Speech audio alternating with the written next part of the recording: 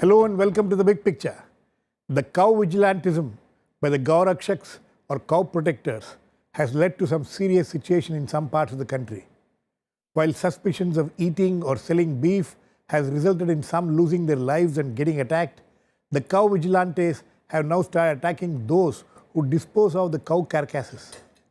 The gory flogging of the Dalits who were skinning a dead cow in Una, Gujarat last month has witnessed unprecedented reactions from the Dalits. The Dalit uprising in Gujarat and the anger and rage being expressed across the country has forced even the Prime Minister, who normally refrains from making political statements, to react. He reacted twice in 2 days last weekend, strongly expressing anger and wanting state governments to take action against Gaurakshaks, many of whom, he said, indulge in crime in the night and pose as cow protectors in the daytime. His emotional outpouring in Telangana yesterday, that if they have to shoot, they should shoot him and not his Dalit brothers, has evoked mixed reactions.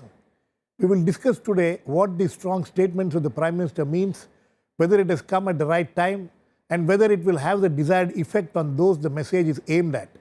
To discuss this, I have with me Professor Sukhdev Thorat, Professor Emeritus at the JNU. On the phone line is Sanjay Paswan, National Executive Member of the BJP, Professor S.S. Jotka, sociologist at the Center for the Study of Social Systems at the JNU, Kamal Farooqi, former Chairman, Delhi Minorities Commission, and Rajveer Sharma, a RSS thinker. Welcome to all of you. Mr. Paswan, are you there?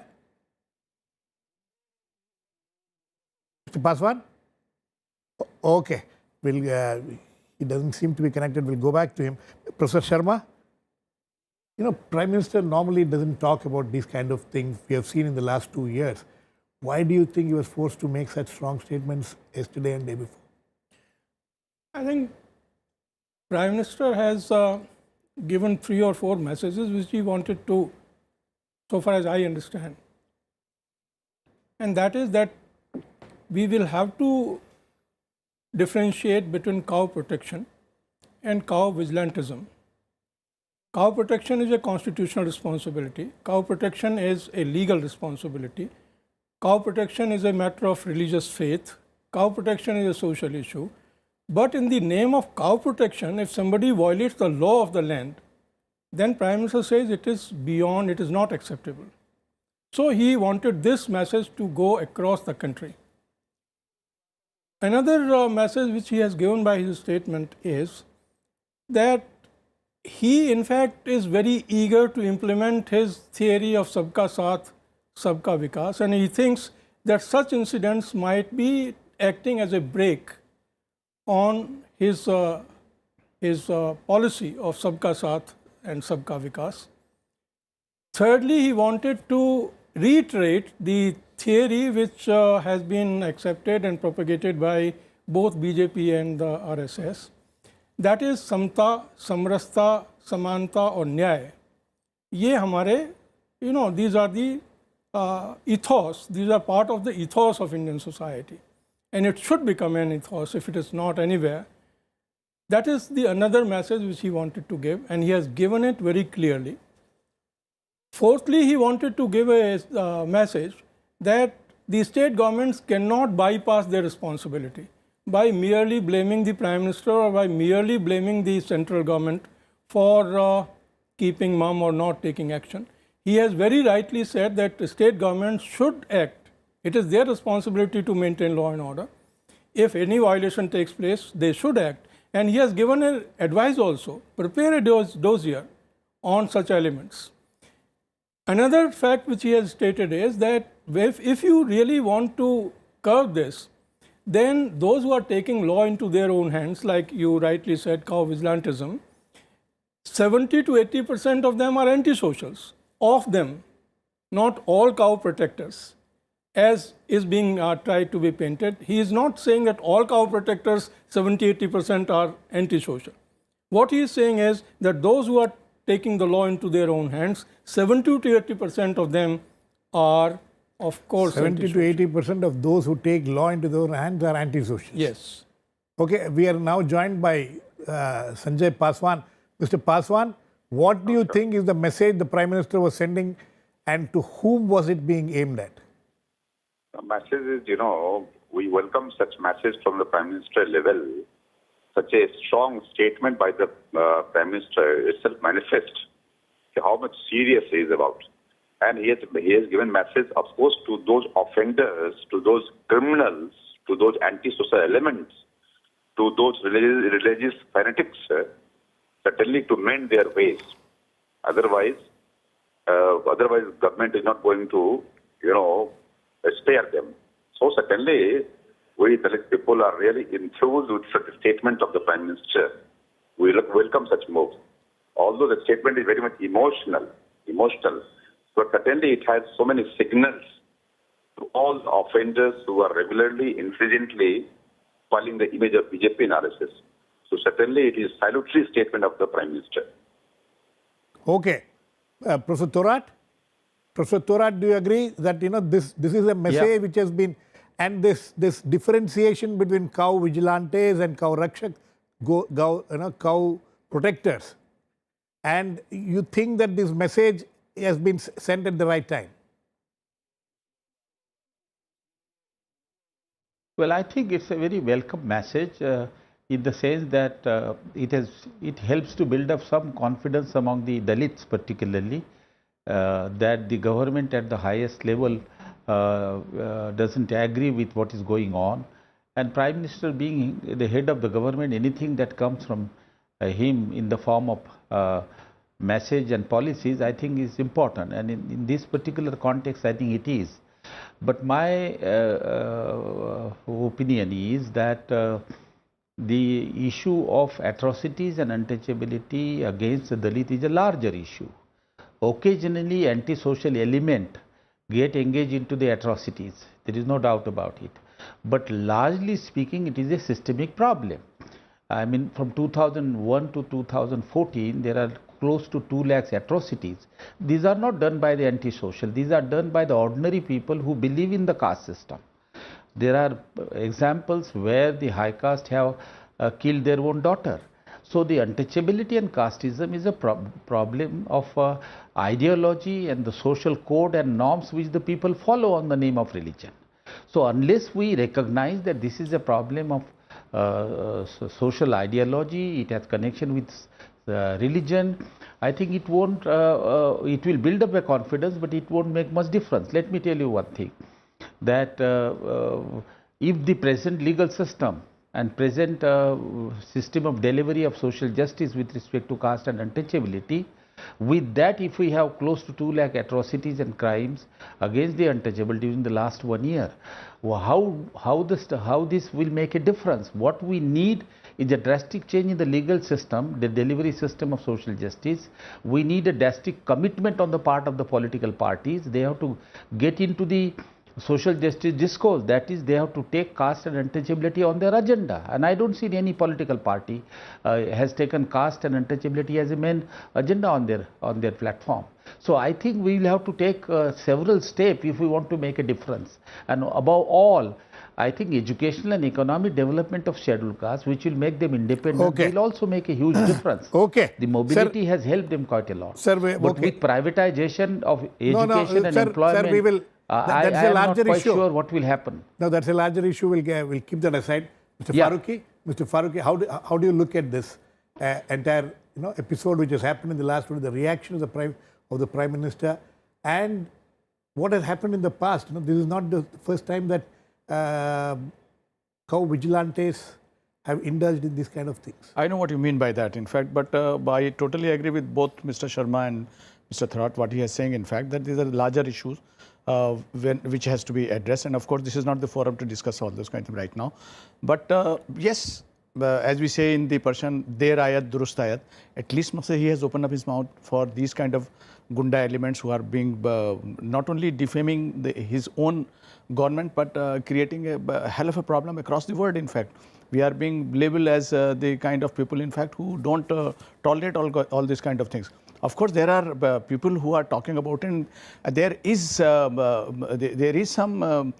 concern about that also, that now he has spoken about it, and perhaps in a lot of editorial we have seen it, that this is perhaps the fear of losing the Dalits and others from his political power, in fact. But If at all, he was so concerned about it, why he has not yet opened up his mouth about Khalid, in fact. We have seen about that akhlaq. That akhlaq, he was killed much more mercilessly, in fact. And it has remained unnoticed. And we know it now, that because of those legal complications, now the family itself is getting involved in it. Whether they have committed this crime or not, that's a separate issue. But would we allow the mob to kill the people like this, taking them out? And our Prime Minister remains silent on that. So basically, if he has started opening his mouth, that is very courageous. I appreciate it and I welcome this, because as a Prime Minister, he has been saying that Sabka Saath, Sabka Vikas, and he is the Prime Minister of entire population of 125 crores. So I hope that now onward, the message must have gone to the people, in fact, to these kind of elements. Some of them have the very close link with the Sangh Parivar. Some of them are just the offshoot of it. They must understand that ultimately they are creating more hurdles for Mr. Modi. He is working very hard for the developmental agenda. But all these things, in fact, whether I would not like to name, but there are at least 10 names which are very close to BJP, which are in the executive committee, which are in the ministry. They are still being roaming around freely. Unless these two statements have a check on them, I don't think we are going to have. Okay. Professor Jyotka, you know, the message which is being sent from this, whom do you think it will have the desired effect? The message is welcome, of course, but I think there are structural problems which, unless they think about those and recognize those issues, it won't go very far. And the structural problem is the question of diversity. I mean, I think we need to, there are 2-3 issues which are connected with cow, and unless we bring them on table, they are not going to, just sentimentally saying that this is wrong or right is not going to solve the problem. So at ideological level as well as at a kind of policy level, unless we bring in the question of diversity, that India is a country of diverse kind of traditions and communities, and cow, beef, all those things could be values of particular kind for one community. Within that community, as we have seen now within Hinduism also, there is a lot of diversity. Unless we bring in the question of diversity and say everybody has the right to their cultural identity and their own notion of sanctity and sacredness, but that doesn't mean that that right has to be imposed on everyone in the same manner. Sikhs don't smoke, and they obviously have right not to smoke, and they have the right to not anyone bring cigarette to their house, but that doesn't mean that they should stop smoking altogether in the country. So there are different communities have their own ritual traditions. I think that is something which we need to again bring into the center and start talking about it. Second question related to cow, which is something I think that has also prompted the Prime Minister to speak about, that cow is very centrally located to India's agrarian economy. And not just agrarian economy, now also some kind of industrial economy. As we have seen in case of Punjab, for example, soap industry is dependent on the fat that is produced through animals' body, and they're not always cows. Similarly, there's a whole industry which is linked to kind of meat production. Now, in agrarian economy, people keep cattle, and cattle is useful, cow is useful, but cow is not just cow. There is also male calf, there's also buffalo, and there's a whole trade around animal, and this is a huge trade, and nobody has talked about it. It's coming out and how it is affecting people who are involved in this trade. The cattle has to travel from Haryana to Andhra Pradesh. Buffalo is popular everywhere. The best buffalo is available in Haryana, Punjab. So people who are actually involved in this kind of business or economy, their incomes are declining. They are actually facing a lot of crisis because the cattle prices have come down. Soap industry is in crisis. Many other things are happening because of this vigilantism. So you think that the Prime Minister had all these issues also in mind when he made I'm this? sure it must have come to his table through intelligence reports that people who are involved in this trade, they are vigilantism. They are being affected. Yeah, it's not only attack on Dalits, it's people who come on the trucks, they get beaten up. There were earlier reports also, if you're carrying cows have to be exported and imported across states. And they are very important resource for people. And this is part of the agrarian commercial economy. And that has become very difficult for people to transport because the people who ask for money, because they would say that we represent whatever this organization or that organization, and we have seen it on some of the television reports also this being reported. Have been appearing. And the third question is that, I think the point that earlier has been made by Mr. Farooqi and Mr. Thorat, that caste question as well as community question, which is related to the point I was making earlier about diversity. So these diversities are very complex, and we need to kind of consider them and bring on board and talk about those things also. The prejudice that is already there, in this kind of situation, that prejudice comes up very profoundly in open, yes. and all these partly Okay, criminal Mr. elements, Sharma. partly proactive elements, they kind of use it and create disturbance in society. Mr. Sharma, the question now is that, as some of them pointed out, as Mr. Faruqi was pointing out, there was problems earlier. Last year, this man Dadri was killed by a group of vigilantes who thought that, he had kept beef in his house. Whether it's correct or not, we still don't know. Then nothing happened. The Prime Minister didn't speak. Now he is speaking because now, it has led to people saying that it is because of the way the Dalit uprising has happened in Gujarat, and it is affecting the party's votes, that, Prime Minister has been forced to speak. Would you agree with that? No, in fact, again, I would say that it is not really desirable to stretch on diversity at the cost of unity. Unity and diversity has to go together. Now, what do you mean by this? And no, I mean that so far as diversity is concerned, we have been always talking and emphasizing on inclusive development, inclusive policies. That is because of the diversities. And similarly, so far as rights are concerned, rights are also have certain duties. And until No, unless you will have there to is a explain what you are mixture- trying to say. Sorry, I'm saying Please that explain what you are trying. In what context are you saying this? I'm saying in the context of what Professor of Dudhkar. Sociology is saying, that we must give attention on diversities. Agreed.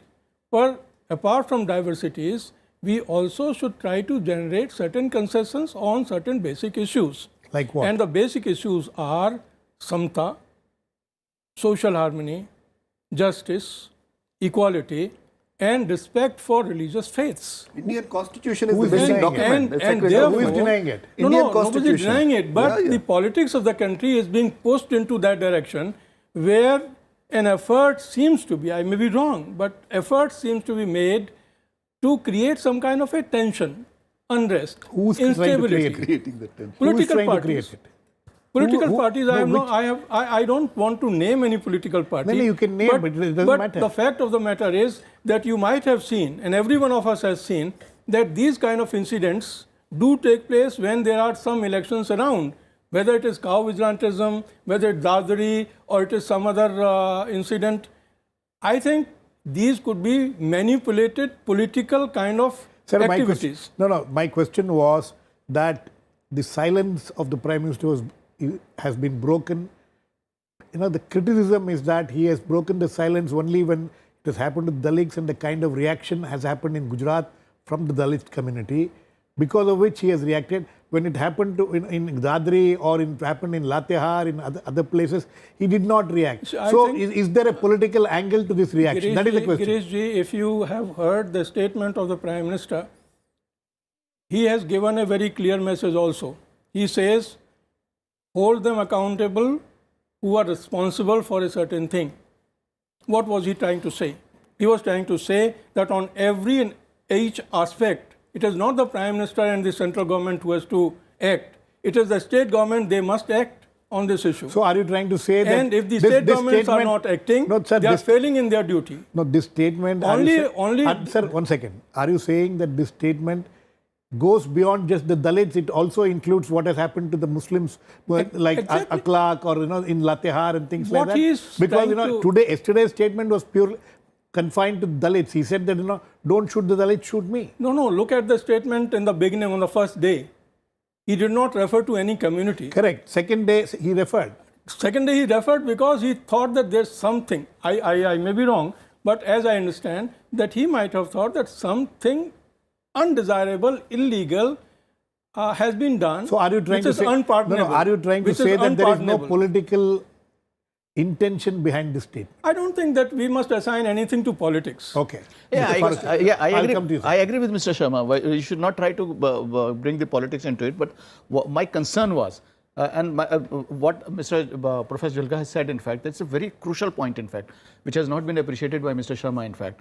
What he is talking about, we have heard the newspaper report and other media, in fact, covering this, that it has become very difficult for the people to transport the milking cow from one place to other, and even the bull cart, all those other things taking over there. And the people, yesterday only... It's affecting the agrarian economy. Yesterday only we heard that the two driver and the cleaner, they have to jump. They jump in the river. So these are the things, in fact, which are very, very disturbing.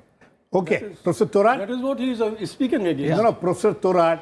Professor Thorat, if there is no political intention behind these statements, you think that these statements will have the desired effect on the people whom it is aimed at? Whom do you think it is aimed at first, and do you think it will have the desired effect? No, I have only said earlier also that a statement coming from the head of the government, Prime Minister, will certainly have a confidence building among the Dalit who have been attacked in Gujarat. And there is a message from him to some organization also, anti-social element, as well as to the state.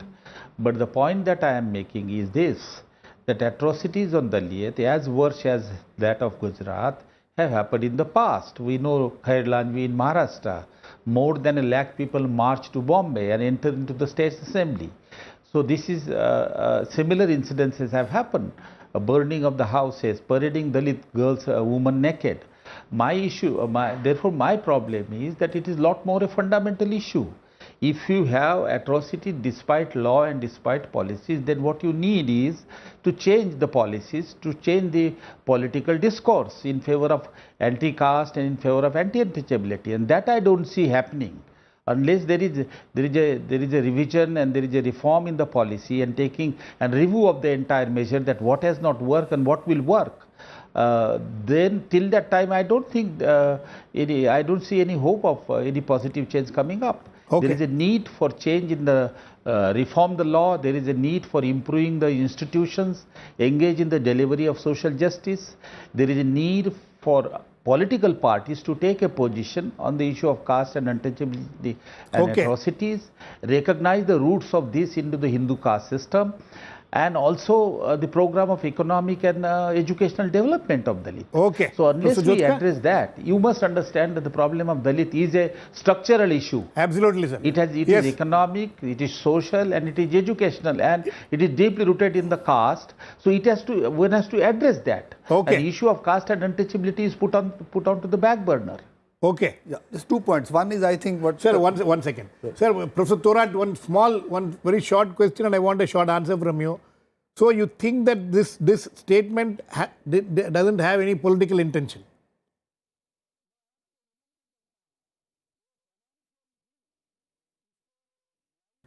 Professor Thorat.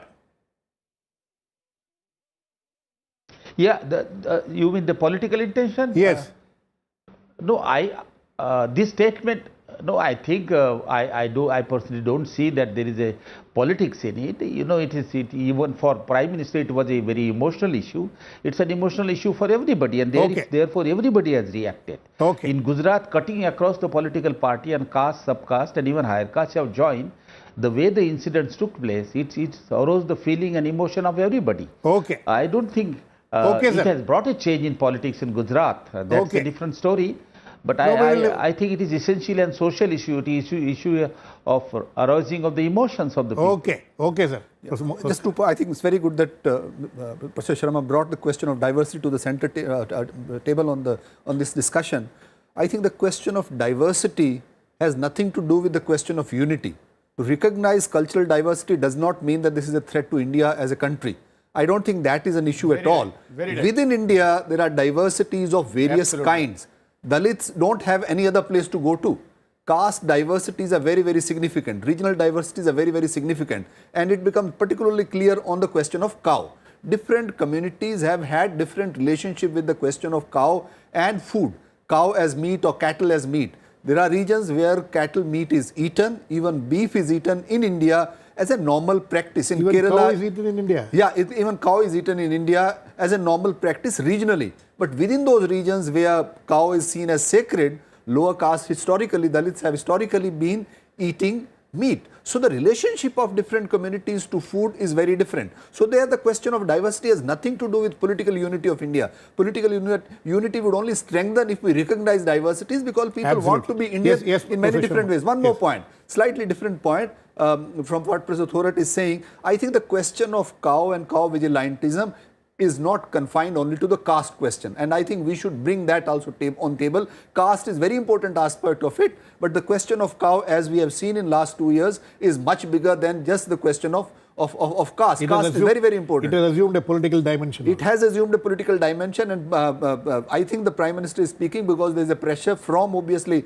Dalit MPs within the party and Dalit lobbies within BJP, and there is sense that it is alienating them. And Dalit MPs have been speaking out, and you can see their faces. They feel completely lost and kind of marginalized, not only within the party but also within their own community. They can't go back and speak. Mr. Sharma, see, as far as the Sangh Parivar is concerned, from where you come from, cow protection has been a very major issue on the agenda for several decades, in fact.